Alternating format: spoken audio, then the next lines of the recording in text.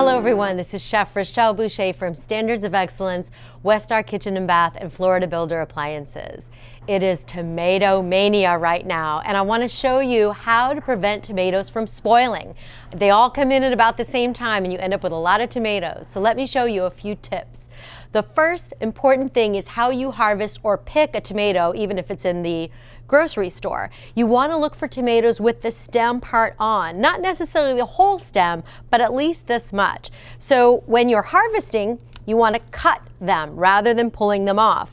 If you can see the visible scar, which from pulling the tomato off, that makes the tomato more vulnerable to molding. So another thing I'll show you is how to store them. That's really important. Now when you take the tomatoes from either the farmer's market, especially these heirlooms, or from the grocery store, you don't want to pile them up. So I actually get a half case or a flat box and lay them out in that. That's a big deal, is how you transport them. And then when you get them home, don't wash them. Water right away is going to deteriorate that tomato. You want to wash them right before you use them. And then storage. You want to make sure that you're storing the tomatoes either on like an egg crate, something like this, where you're really getting some air, or on a towel or paper towel covered plate. And again, if you have the stem on, you can store the tomato up. If the stem is gone and the scar is visible, you want to make sure to store the tomatoes down. And we'll talk about refrigeration in just a minute. So a couple of sort of damaged tomatoes here around the good ones. I've got this tomato, it's really ripe, it's kind of split open. I'm certainly not going to throw that away. I'll wash this really well, cut that area away for sure, and then use it to cook down for sauce or something else. Now this tomato is quite dried out. The outside is withered quite a bit, but otherwise it's pretty good. That one, it will need to be it can be cut away or again saved for sauce.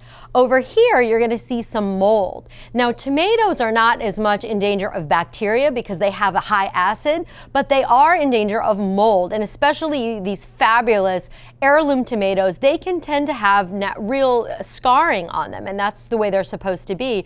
But when you're purchasing or growing, you've got to look for that mold area. Again, you're just going to cut that away and you'll use it, but they can't sit out with the other ones. You want to remove these tomatoes from all of your good ones or they will help them spoil. Another important thing is you don't want to have these with other fruits and vegetables. Other fruits and vegetables will ripen one another from off-gassing. So good points to know. So most people know if the tomato is not completely ripe, you do want to leave it out on the counter, hopefully in one of my storage ways, so that it continues to ripen. But I don't think that everybody knows that refrigeration is not good for tomatoes across the board. If you take a nice tomato, especially one that you spent a lot of money or grew all summer, you put it in the fridge, it's going to deteriorate inside, become mushy, and then people think they don't like tomatoes. So bad thing. But what you can do, I mean, there are times when you do need to refrigerate tomatoes. If they're like these ones that I've shown where they're a little bit too ripe, or you've got to kind of cut away, or else you've cut them into a salad or another dish, you are going to have to refrigerate. But it is an exception rather than the rule. The rule is please leave them out as long as you can and wash them the last minute and eat them fresh. So the other point too in refrigeration is you want to store tomatoes in a lower humidity.